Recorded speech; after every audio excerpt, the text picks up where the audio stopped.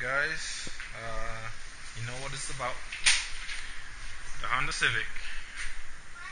I'm gonna make side markers right here. Ooh, what's that? And I'm gonna make some side markers right here in the panel. I did my research. I have all my measurements and the lights and everything possible to do this job. I'm gonna show y'all everything that I have. And over here we have clamps to connect the positive and negative cables. We have the side markers. We have touch-up paint, universal touch-up paint, because I got the car repainted. So getting the car repainted, I'm using universal because Honda paint wouldn't be the same as a paint that somebody used to repaint your car. So as I say, yep, the side markers. A Dremel. The measurements, if I had printed this properly on a piece of paper, I would have gotten 1 and 2. But because this one came out like half or 3/4, I printed it again, so I have 2. And I'm going to use tape. I'm going to use a thicker one to almost closely match the width of the hole I'm about to make. Okay, from this picture that I seen here, the guy took 155 from there all the way up to where he has it, and from the inner part of the fenders to where he wants it, it should be like around 140. So 140 right here on my micrometer. I'm going to show you real quick. Zero it out and go to 140 millimeters. Okay, 140. Tighten it down. Yeah, 140.1 is okay because it's still there. So this is 140.0. Sit down, please. So right there, 140 millimeters. From there to there, and that's my middle right here on the tape. That's what I did, and I made a little scratch. I'm gonna cut it anyway, so I made a little scratch with this pointy edge. And then he says 155 millimeters. So then I open this up and I try to get 155.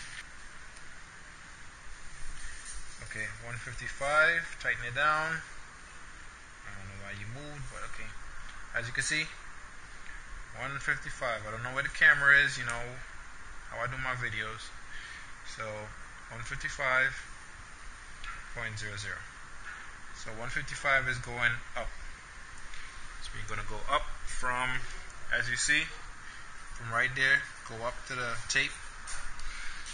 Mine's I went onto the tape. So right there, I'm going to rest the back of it. And 155 is like at the top of the tape. So now I have to move this tape up. And that should be my measurement. So I did it a little wrong for this one. So I'm going to move my tape up. So that means the bottom of the tape should be right here. Which I don't understand that because his fender, look at his fender. Look at where the tape is. The tape is at the edge. My tape is not even close to the edge. And I have to move it up. Know what I'm saying? So it's either I leave it there and make my X and then put a side marker there, or move it up. And another thing, if you want to know what it is in inches, if you do not have a micrometer and you want to know what it is in inches, let's find that out. So first one was 140 I did. 140 in inches, ladies and gentlemen, is 5 inches, 5.5 inches, 5.511. So 5.511 is the inches. 155. I don't want it to move, so that's why I'm just tightening it, wasting time anyway. 155 in inches is 6.1. 6.102 inches. If you can't see it, I'm saying it so you can see, so you can know what it is. I already had those measurements down. 5.5, 6.1. So if you don't have a micrometer, there you go. This measurements the way how it looked to how the tape is at the edge of his fender, and this one is at the edge of this part where the mud flap goes down. And it makes that X right there. If you could just follow that on your fender, and your fender is perfectly fine, that you didn't get into an accident in the chassis shift or anything like that, just follow that measurement and just do that. That's what I'm doing right now. I'm just going to go with the looks of how he has it. I don't know the size of tape that he's using, so I'm going to compensate for that with the marker. When it does get installed, the edge of the marker is going to be exactly where the end of that is, the end of the fender is, right there. At the dead edge, you can't see behind here, but you just know that the edge of it is coming right down and it's going here.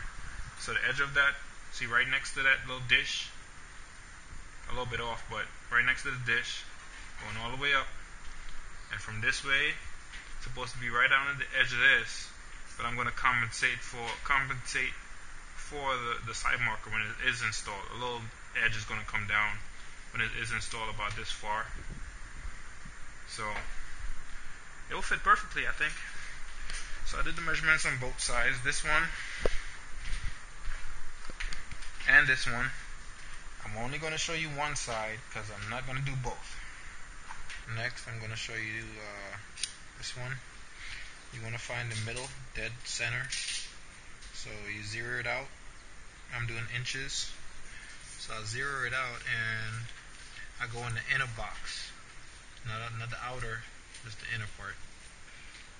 And I make sure those two is dead center, and make sure those two are inside the box lines, and then I read this. So 1.0, I divided that by 2 and got 0.5. So now let's measure this and see what we get. 0.5.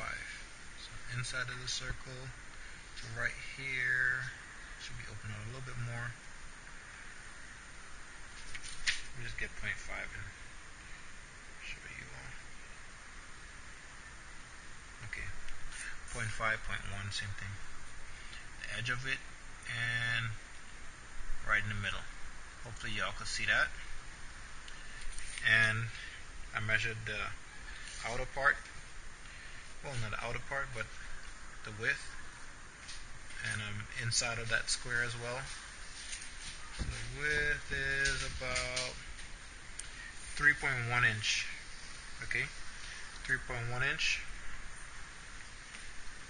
3.1 divided by 2 is 1.55. Go down until I find 1.55.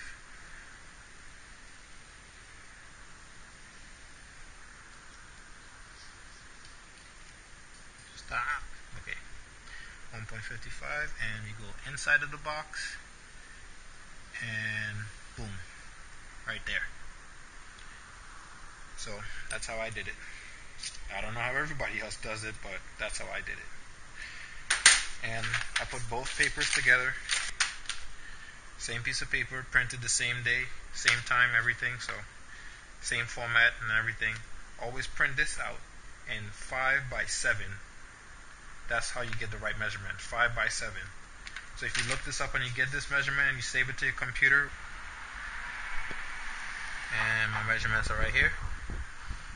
See, I have everything. As you can see, even the top measurement, 83 millimeters and stuff like that. But I saved this and printed it out in the format on my computer of 5x7. That's how you print it out. Not letter, not landscape, not all those different things. 5x7, and that's what you print. Print 2 out, or print 1 if it does come out like this. Print 2. If it does not, print 1, and you could use this one and this one. I put this tape here just in case, if the Dremel actually goes over, the tape will actually mangle and make like a black soot mark, and I'll pretty much go back in line. And yes, you do have to invert the paper. This one is inverted for the left side of the car. So on the left side, if I put it on, it'll be right. It'll be the right way. So this is the left side of the car. If I put it on, that's the back of it will be there, and the front. So this one, I have to reverse it to have the right measurements and the right cut, or else the side marker one will turn in the back and the other one will turn in front, and that wouldn't be good. So I'm going to make the right cuts. I'm going to do it now. And yes, the hole is still going to be the same, because the measurements in between here is the same exact measurements you would get if you flip the paper around or not. And good luck, and make your cuts. Make sure that this is lined up with something on the car so you know that you're in a straight line when you put this paper down. Because if you put this paper and you think the body of the car is nice and straight and the front is lower than the back, whenever you do lift the car up, like lift the car up level with the back, because my springs in the front is actually lower than my back springs. So if I do level this car out after cutting this, my side markers is going to face the air. It's going to face the sky pretty much. Not really high, but kind of noticeable to you, maybe somebody else who's perfected this. So always know what you're doing. Cut. Make sure you know how the car is sitting.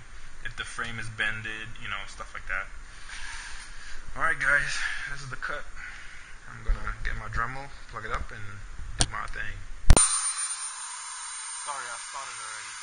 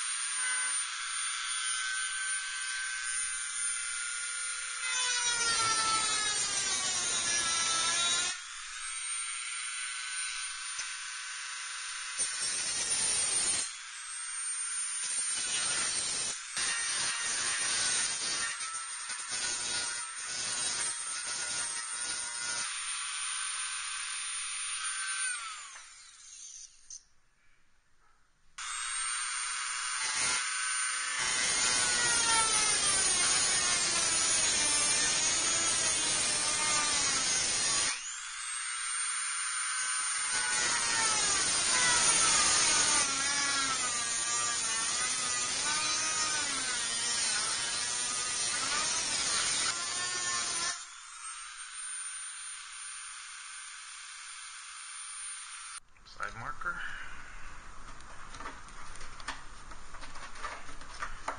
This edge in here, and this pops in back here. But yeah, I have to shim this up a little bit better, but get where I'm going. Taking the tape off, and I'll do my touch up. I could do my touch up now. No. Do my touch up with it off. Hey, now y'all could probably see me with the camera. But anyway, touch up paint is with this. Has 3 steps. First you scratch the surface and make sure nothing's there, no loose metal, no shards, no anything. I'm not going to use the pen part. I'm going to use the actual brush and paint it on. So there we go. Paint, paint, paint. I'll probably do a better paint with this than the people did with my car.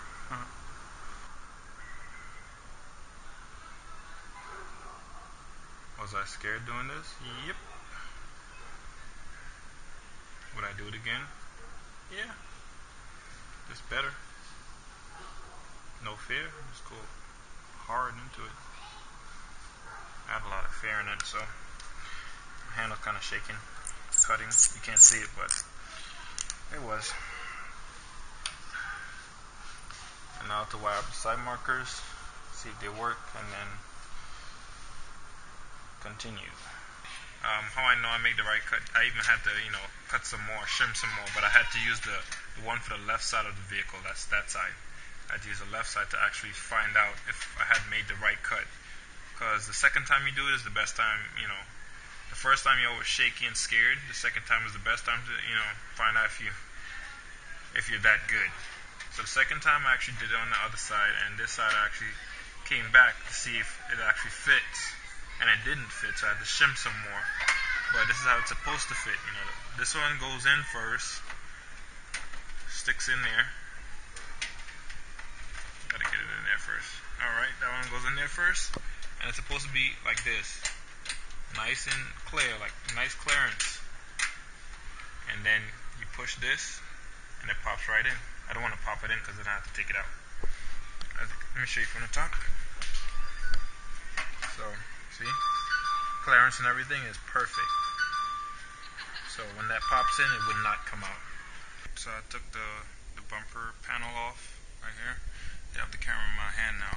It's busy. I got kids, I got family, the good stuff. Pull the side marker bulb out and clamp one to the ground one, the black one you get in the side marker. Splice it into the red wire of the side marker.